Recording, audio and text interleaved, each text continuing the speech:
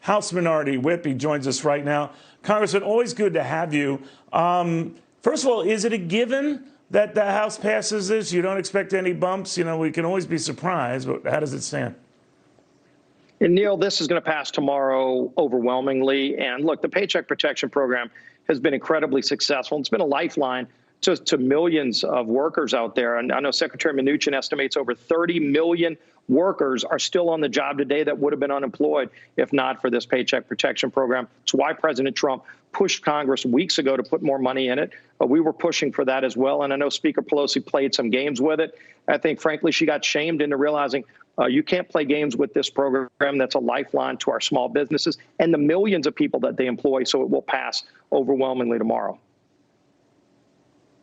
Mitch McConnell more or less signaled today, Congressman, we're going to take a deep breath here and chill for a while. I'm kind of paraphrasing it, that no new big spending initiatives until we see how this goes. Do you agree with that?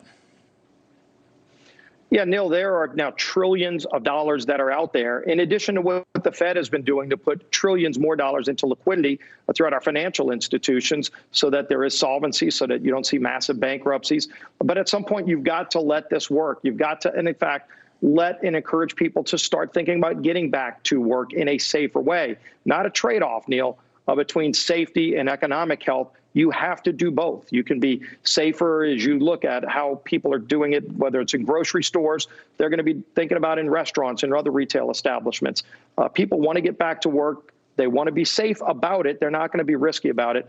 But at the same time, you can't just keep thinking you can shut the economy down for another month or two. You saw what happened in the energy industry. You see what's happening in the ag industry. You have major industries in this country on the verge of collapse if we keep doing this because supply chains are breaking down. They weren't built to have an entire economy shut down for months on end. So you're seeing medicine advance. We need to get smarter about social distancing and washing our hands, things like that. But people have to start getting back to work and getting the economy going again. Still, there are others who are looking at going to the Washington well and seeing what they can get. And Mitch McConnell had raised concerns that, bailouts and all of that stuff would just hold the phone. And he even said that when it came to states looking for Washington for the equivalent of that, that prompted this very angry response from New Jersey Governor Phil Murphy. I want you to listen to this. Senator Mitch McConnell of Kentucky said earlier today that, in fact, it wouldn't be necessarily a bad idea for states to go bankrupt. We won't go bankrupt, Senator, but we will leave our citizens in the lurch at their most profound hour of need. We will leave people on the beach alone, helpless. That is what will happen in New Jersey. And I might add, Senator, without having spoken to your governor, that will happen in Kentucky. You have my word. So watch your words, sir. What did you think of that, Congressman? Well, first of all, nobody's leaving anybody on the beach. And in fact, that's why tomorrow you're going to see Congress come back again historically to pass a fourth major relief package in less than 2 months. Fourth.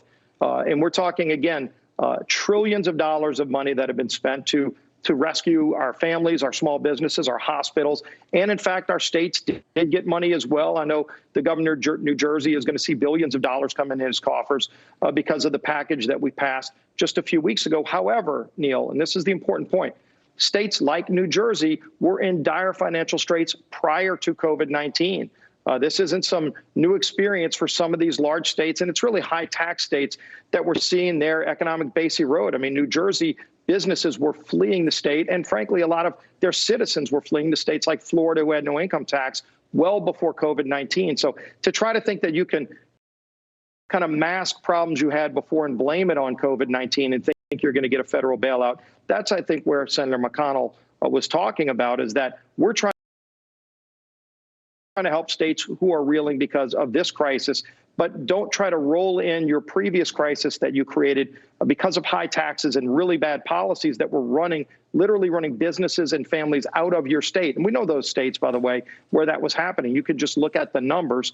They don't lie. And those states had problems prior to this. We're helping families and businesses get through this in every state. And a state like New Jersey is probably benefiting more than most right now.